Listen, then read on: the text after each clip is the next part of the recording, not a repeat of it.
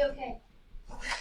Okay, so today, kind of a theme here the last couple of sections, a lot of prior knowledge. So what we're doing today is we're going to talk about polygons in the coordinate plane. So the coordinate plane is just your graph.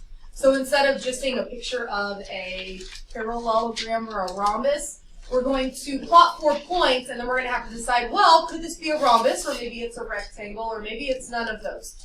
Now, in order to do these things, we're going to have to use like a bunch of prior information, kind of just like bring it all into one. It's going to be kind of a lot for us, spending 2 days on this. So some of the things you're going to have to do today is you're going to have to be able to prove, and not through a formal proof, but you're going to have to be able to prove that something's a rhombus. And then in order to prove something's a rhombus has 4 congruent sides. We also know that the diagonals of a rhombus are perpendicular, so some of the things you're going to have to be able to do is show that these sides are congruent. Or you may have to show that the diagonals are perpendicular. So to do those things, we're going to be using a bunch of these formulas from, I don't even remember. I don't even know what's going on. Okay, chapter 3 maybe. We talked about the distance formula, midpoint formula, and slope. So to kind of recap all of these, I think the formulas in themselves are really simple, but what gets difficult is they're all super similar. And so keeping them separate, knowing when to use which one, and then using it correctly. So, first talk about distance formula. So if you remember distance formula, I just used this distance formula. So change in x squared, change in y squared. You add them and square root them. Remember, distance formula was an application of the Pythagorean theorem. We have a right triangle. If you're looking for the distance between the 2 points, if you could find this distance and this distance, this would be the change in x on the x-axis. This would be the change in y on the y-axis. So it's a squared plus b squared equals c squared, but you don't want c squared, so you take the square root of it. Okay? So that was the distance formula. Now, when you're going to use the distance formula today is if you're deciding if sides are congruent. Because if you plot these 2 points, and that's the side of a parallelogram, you can find this distance, and if they're the same, the sides are congruent. You might also be using it if diagonals are congruent. So remember, a rectangle has congruent diagonals. Okay. We're also going to be using the midpoint formula. So the midpoint formula is super simple. The midpoint formula basically finds the average of the x's and the average of the y's. So you add the x's, divide by 2. There's 2 of them. Add the y's, divide by 2. Okay, so that was midpoint. So you have this segment, finding the point right in between it. Now we're going to use midpoint to find the midpoint of a side. So if we have a triangle, and I want to find the midpoint here and the midpoint here, we use the midpoint formula. We can also use this to decide if the diagonals bisect each other, which would be a way that you could prove that a quadrilateral is a parallelogram. So we learned a bunch of different ways how you could prove a quadrilateral is a parallelogram. One of them is if the diagonals bisect each other. Okay? And then we're also going to be using slope. So I showed you 2 ways to use slope. I really only used one of them. If you had me last year, you probably just used this one. But if you had somebody else for a teacher last year, you probably used this one. So I just do change in y over change in x. It is the same thing, just a different way of thinking about it, saying y2 minus y1 over x2 minus x1. Remember what slope tells you. It tells you if the line goes up, down, if it's flat, if it's vertical, how steep it is. That's what the slope tells you. So we're going to use slope to decide whether opposite sides are parallel. Because we know parallel lines have the same slope. So if I can find the slope of these lines, and it's the same, those sides are parallel. And if I can find the slopes of these lines, and it's the same, they're parallel, that would be a parallelogram. I can prove that by saying the sides are parallel. I could also use that, this is going to be handy, to show that the diagonals are perpendicular. So maybe I have a parallelogram, and I want to prove that it's a rhombus. To prove something's a rhombus, you just need to show that the diagonals are perpendicular. And then you can also show that sides are perpendicular. Because if you have a quadrilateral where the sides are perpendicular, they're going to be 90-degree angles, right? So it's either going to be a square or a rectangle. Okay? So, kind of a lot of stuff in this section today. So first thing we're going to do, we're going to start with triangles. So we're going to have triangle ABC, and here's the vertices. We have A at 0, 0, B at 1, 4, C at 5, 2. So if we were to connect all of these, what I want to know is this triangle scalene, isosceles, or equilateral? Now, two of these words we've used so far this year. We know what an isosceles triangle is. An isosceles triangle has 2 congruent sides. An equilateral triangle has 3 equilateral sides. I may not have told you before now what a scalene triangle is. It just means that it's neither isosceles or equilateral. It means that none of the sides are congruent.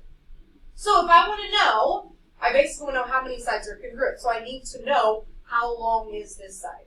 I want to know the distance between A and B. So we're going to use the distance formula. So to find the length of AB, the distance formula says you're going to do the change in X and the change in Y. So here's the thing with the distance formula. For the distance formula, whatever the change in X is, you're going to square it, and whatever the change in Y is, you're going to square it, so the sign doesn't matter. For the distance formula, these two it does. But for the distance formula, I'm not really concerned whether it's positive or negative. So, for AB, I'm looking for the change between 0 and 1. My change in X from 0 to 1, what's that change? 1. And then you're going to find your change in Y. So my change from 0 to 4 would be 4. Okay, so you find your change in X, you find your change in Y. You are going to square them, add them, and square root them. So 1 squared is 1. 4 squared is 16. 1 plus 16 would give me the square root of 17. And we worked on simplifying radicals on Friday, so if you tried to take 17 or look for perfect square factors of 17, you're not going to get very far. It's just going to say the square root of 17. You can't simplify that. Okay, then we're going to do the same thing with BC. So you're looking for a distance, or the length of segment BC. So you need the change in X and the change in Y. So my change in X from 1 to 5, what's that change? 4. My change in Y from 4 to 2, once again, sign doesn't matter because we're going to square it anyway. So from 4 to 2, what's the change? 2. You're going to square them, add them, square root them. So 4 squared is 16. 2 squared is 4. 16 plus 4 gives me 20, so I have the square root of 20. Now thinking back to what you guys did Friday, if you wanted to take 20, you totally could. 20 is a pretty easy one to simplify by looking for perfect square factors. What's a perfect square factor of 20? 4. You can do 4 times 5. The square root of 4 is 2, and I can't take the square root of 5, so it's just going to say the square root of 5. So BC is 2 square roots of 5. So far, it's definitely not an equilateral triangle, but now we need to see if it is an isosceles triangle. So maybe AC will be the same as one of those. So to find AC, we need to find the change in X and the change in Y. So from A to C, my change in X from 0 to 5, 5. My change in Y from 0 to 2, 2. Remember, you're going to square them, add them, square root them. So 5 squared is 25. 2 squared is 4. 25 plus 4 will give me the square root of 29, which there are no perfect square factors of 29. So, do I have any congruent sides? No. No. Which means this is a scalene triangle. That's one of the things you're going to be doing today. We're going to be using distance formula a lot. Questions on that one? Okay. The next one. I couldn't put in the little thing there, or the little symbol there, but parallelogram. Okay, so it's going to say is parallelogram ABCD with vertices A at negative 2, 0, B at 0, 4, C at 4, 5, and D at 2, 1. Okay, so one of the things that's going to be really important today is going to be using the information they give you So in this one, if they already tell me it's a parallelogram, that's super helpful. Super helpful, okay, if it's a parallelogram. Now, if it's a parallelogram, I already know that the sides are parallel. I don't have to prove that. What I'm trying to do is to decide if it's a rhombus, okay? Now, if it's a rhombus, there are kind of three ways you can prove something is a rhombus. One, by using the definition of a rhombus. If it's a parallelogram with all four sides congruent, it has to be a rhombus. So you could find A, B, B, C, C, D, A, D. It's going to take a little bit of time. Or probably the easier way to do this, if you have a parallelogram and the diagonals are perpendicular, it has to be a rhombus. That was one of the theorems we did. So that's probably going to be the easier route here. So what we want to find is, if I want to know if these are perpendicular, I need to know the slopes of these lines, because we'll get to it, but we know what the slopes of perpendicular lines look like. So let's start with line BD. BD. I want to find the slope of line BD. Slope, you have to include the sign. I know up here for distance formulas that the sign doesn't matter. For slope, it definitely does. So for slope, it's change in y over change in x. So doing a similar thing, we have to include the sign. So from B to D, we're going to do change in y. So from 4 to 1, from B to D, what's that change? -3 over change in x. So from 0 to 2, what's that change? 2. So the slope of line BD is -3/2. Then I want to find the slope of line AC. So same thing, change in y over change in x. So from A to C. So my change in y from 0 to 5, what's that change? 5. And my change in x from -2 all the way to 4. 6. Okay, now, I know the slopes of the two lines. If they are perpendicular, do you remember what we know about the slopes of perpendicular lines?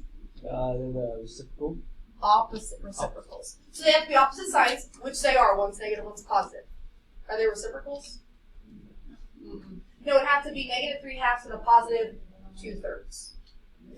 Or 5/6 and a -6/5. Okay, so that's enough to say, nope, not a rhombus.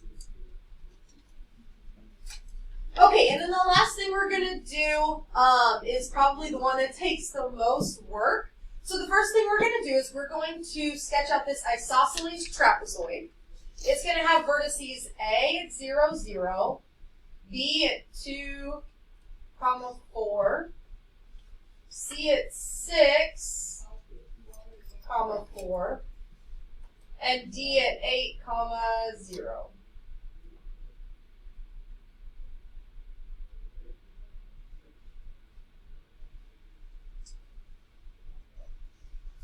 Now, what we want to do, we're not even going to be dealing with this trapezoid. What we're going to do is we are looking at what special quadrilateral is formed by connecting the midpoints of the sides of A, B, C, D. So what I need to do, I want to create a new figure by finding the midpoint of AB, the midpoint of BC, the midpoint of DC, and the midpoint of AD. And I'm going to connect all of those. And I'm going to then look at that quadrilateral. So like I said, this one takes a little bit of work. So the first thing we want to do, let's start with AB. Okay. I want to find the midpoint of AB. So to find midpoint, you add the x's, divide by 2. Add the y's, divide by 2. So for AB, you're going to add the x's. 0 plus 2 is 2. Divide by 2, you get 1. You'd add the y's. 0 plus 4 is 4. Divide by 2, you get 2. Okay, now here's the thing. We're going to create a new parallelogram, so it might be helpful to give this a new point. So let's go ahead and let's plot 1, 2, and let's call it point W. Doesn't really matter what you call it, but we're going to want to talk about this new quadrilateral using its new points. Okay, then we're going to do the same thing with BC. So to find the midpoint of line BC, you're going to add the x's. 2 plus 6 is 8. 8 divided by 2 is 4. Add the y's. 4 plus 4 is 8. 8 divided by 2 is 4. So point 4 comma 4, we'll call that point x. And then we're going to find the midpoint of CD, doing the same thing. So add your x's. 6 plus 4 is 14. 14 divided by 2 is 7. Add the y's. 4 plus 0 is 4. Divided by 2, you get 2. Let's call this point y. So 7 comma 2 is point y. And then finally, AD. So AD, add your x's. 0 plus 8 is 8. Divide by 2, you get 4. Add your y's. 0 plus 0 is 0. Divide by 2 would still be 0. We'll call this point C at 4, comma 0.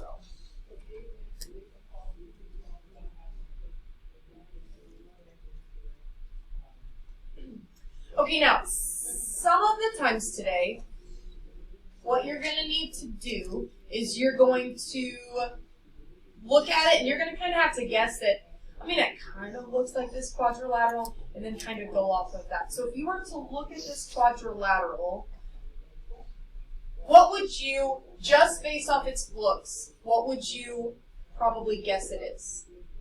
A rhombus is probably what I'd guess, a rhombus. Now here's the thing, I don't right now know that this is a parallelogram. So the first thing I need to do, I need to prove it's a parallelogram. Okay, now to prove it's a parallelogram, I just need to prove, well, there's a couple ways you can do this. You could prove that the diagonals perpendicular, bisect each other. You could prove that the sides are perpendicular.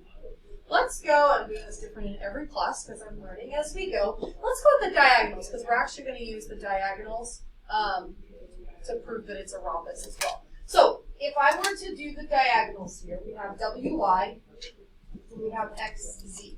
If this is a parallelogram, these bisect each other, which means this is the midpoint of WY and of XZ. So just do the same thing. Let's find the midpoint of WY. So the midpoint of WY, add your x's. 1 plus 7 is 8. Divide by 2, you get 4. 2 plus 2 is 4. Divide by 2 is 4. So 4 comma 4 works for WY. Do the same thing for XZ. So from X to Z, add your x's. 4 plus 4 is 8. Divide by 2, you get 4. And then add your y's. 4 plus, okay, sorry. Get add here. 4 comma 2. Sorry, guys. Add your y's. 4 plus 0 is 4. Divided by 2, you get 4. 4 comma 2. Okay. So by proving that the diagonals bisect each other, this is a parallelogram. Okay? Now, to prove that it's specifically a rhombus, these diagonals would need to be perpendicular. I'm not trying not to do any work here. How do you know that these are perpendicular? Do what? They're not congruent, but I can see Leo doing his hands here, right? Then this is a vertical line and a horizontal line. A vertical line and a horizontal line, they are always going to be congruent. So that's enough to go ahead and say that, yes, this is a rhombus. Okay, let's go ahead and get this glued into page 15. This is section 6.7, polygons in the coordinate plane. So for your examples, we are just going to kind of go through another one of each of those examples that we did on the left-hand side. So we're going to start with looking at triangle ABC. We're going to decide if it is scalene, isosceles, or equilateral.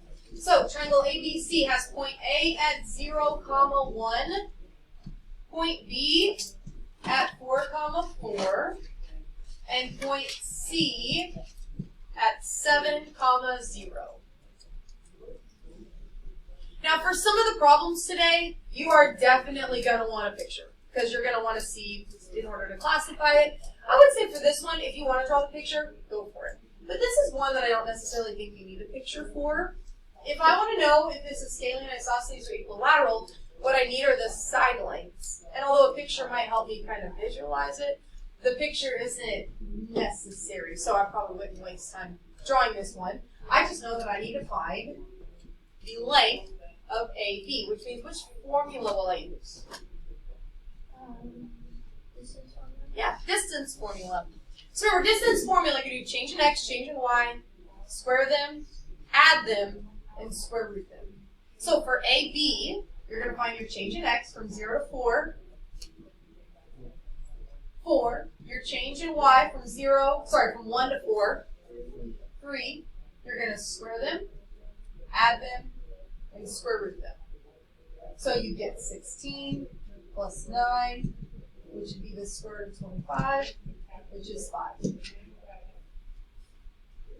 Then you're going to do the same thing for BC.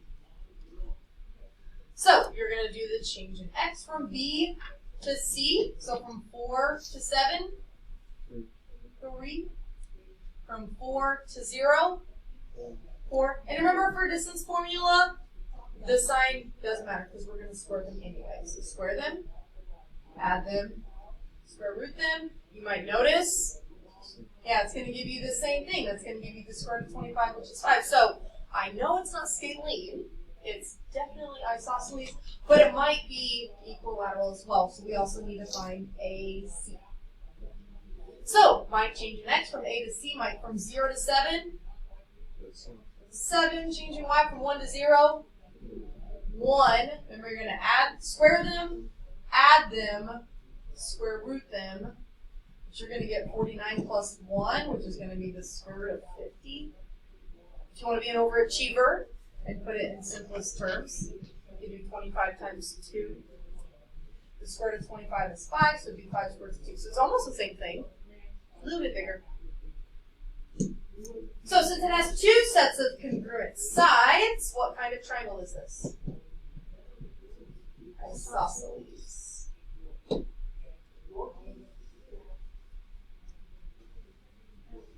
Okay, now these next ones we are probably going to want to graph these because I think sometimes having the visual and having something to maybe guess that, well, it kind of looks like this. Going on from there. So first of all, notice that it says determine whether the parallelogram. It's nice that they tell me it's a parallelogram.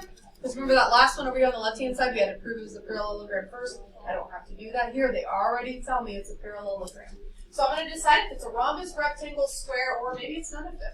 So number 2, let's do at point L at 1, 2, M at 3, 3, N at 5, 2, and P at 3, 1. So, like I was saying, this one I think it might be nice to actually have a picture.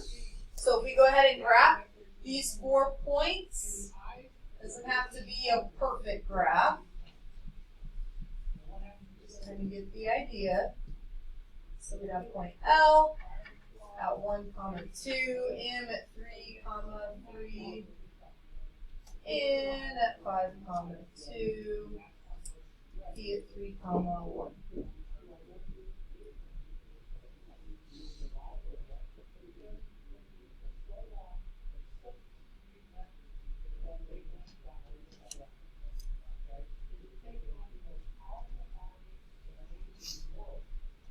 Now, keep in mind, I already know it's a parallelogram.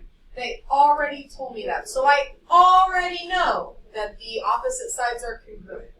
I already know that the opposite sides are parallel. I already know all of those things. What I'm trying to do is decide if specifically if it's a rhombus, rectangle, square, or maybe none of them.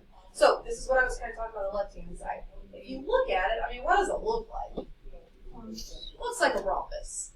Now, to prove something is a rhombus, there's going to be kind of 2 ways. Okay, one, the diagonals need to be perpendicular, or you could prove that all 4 sides are congruent.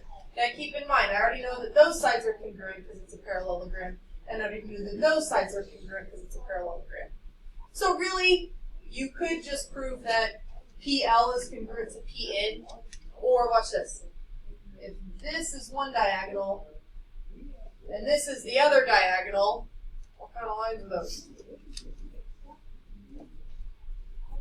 Horizontal and vertical. the horizontal line and a vertical line, they're perpendicular lines. That's all you have to do to prove that this is a what? It's a rhombus. That's all you have to do. It's a rhombus because the diagonals are perpendicular. A horizontal line and a vertical line are always going to be perpendicular. Okay, let's do one more of those. Number 3. Okay, point G at 0, 0. Point H at 6, 0. I at 9, 1. And J at 3, 1.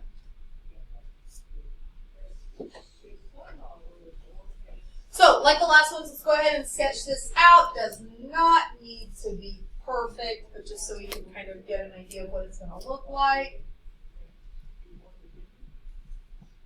So we're going to have G at 0, 0, H at 6, 0,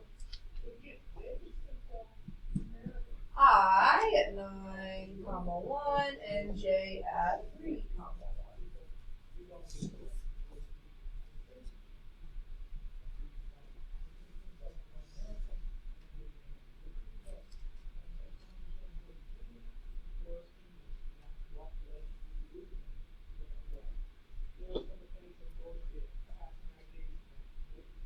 Now keep in mind, once again, we already know it's a parallelogram. They already told me that.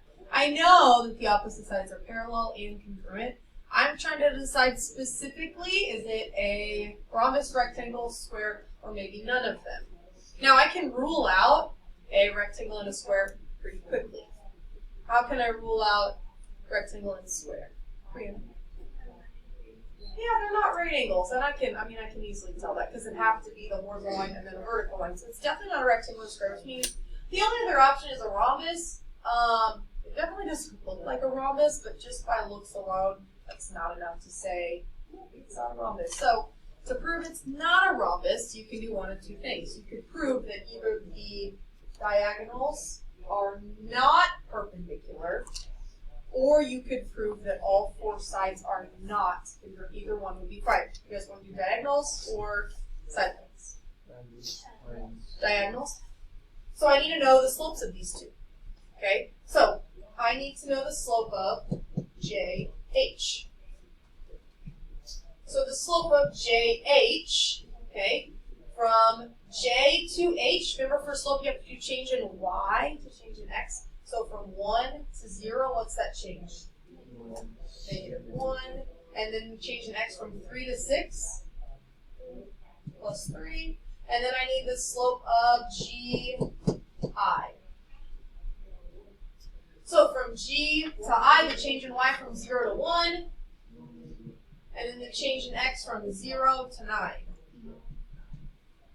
So they are opposites, a negative and a positive. They are not reciprocal. So for this one, we could just say none. It's not any of those special parallelograms. Okay, last thing. Kind of like we did on that last one. These are the ones that take a little bit more time. So we're going to want to connect the midpoints of the figure and then classify that quadrilateral. So we're going to have point K at -4, 0. Point I at 0, 4. Point T at 8, 0. And point E at 0, -4. Okay, so we're going to go ahead and sketch this out.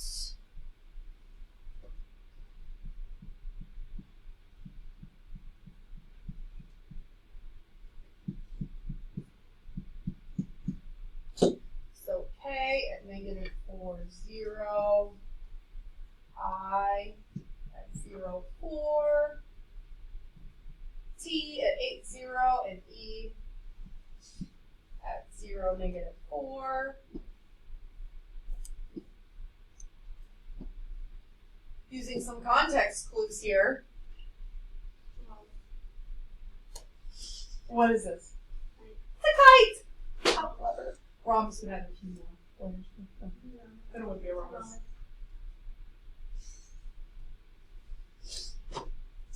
Okay, so remember for this one, we want to find the midpoint of each segment. When you do this, we're going to want to talk about the new figure. So it would probably be helpful to name the midpoints a different letter. So maybe we start with point A, so the midpoint of KI. Okay, remember for midpoint, you add the x's divided by 2, add the y's divided by 2. So midpoint of KI, add the x's, -4 plus 0 is -4. Divide by 2, you get -2. Add the y's, 0 plus 4 is 4. Divided by 2, you get 2. So -2 comma 2, there's point A. IT, maybe we call that point B. So from I to T, add your x's, you get 8. Divide by 2, you get 4. Add your y's, you get 4. Divide by 2, you get 2. So 4, comma 2 would be point E. Okay, and then from ET, we call that point C, maybe. So from T to E, add your x's, you get 8. Divided by 2, you get 4. Add your y's, you get -4. Divide by 2, you get -2. So 4, -2 would be your C. And then lastly, point D. Add your x's, so we're going from K to E, so 0 plus -4 would be -4. Divided by 2, you get -2. 0 plus -4 would be -4. Divided by 2, you get -2. So -2 for point D. Okay, connect those, and then this is the figure that we're looking at. Okay, now you have to be careful because for this one, they don't tell me this is a parallelogram. But for this one, it's pretty simple to prove this is a parallelogram. Because in order to be a parallelogram, it has to have 2 pairs of parallel sides. If you look at these sides, they're vertical, right? So they're parallel. And both of these are horizontal. Okay, so it's definitely a parallelogram. Okay? I'm kind of thinking it's what kind of special parallelogram? I think it's a rectangle. Okay? Now, in order to prove that it's a rectangle, okay, you could find the lengths of the diagonals. They would be congruent. You could prove, you'd have to say that these are right angles, and then those sides are congruent. I think let's do the diagonal route, okay, because if it's a rectangle, AC is going to be congruent to BD. So let's see if we can do that. So let's find AC first. So AC, we would do change in X. So from -2 to 4 would be 6. The change in Y from 2 to -2 would be 4. You'd add, square them, and square root them. So you get 36 plus 16, which will give you the square root of 52. And then you can usually figure out pretty quick whenever you start the second one, because for BD, your change in X from -2 to 4 is 6. From -2 to 2 is 4. Notice you have 6 and 4. Square them, add them, square root them. What are you going to get? Square root of 52. Yeah. So, since the diagonals are congruent, I can conclude that this is going to be a rectangle.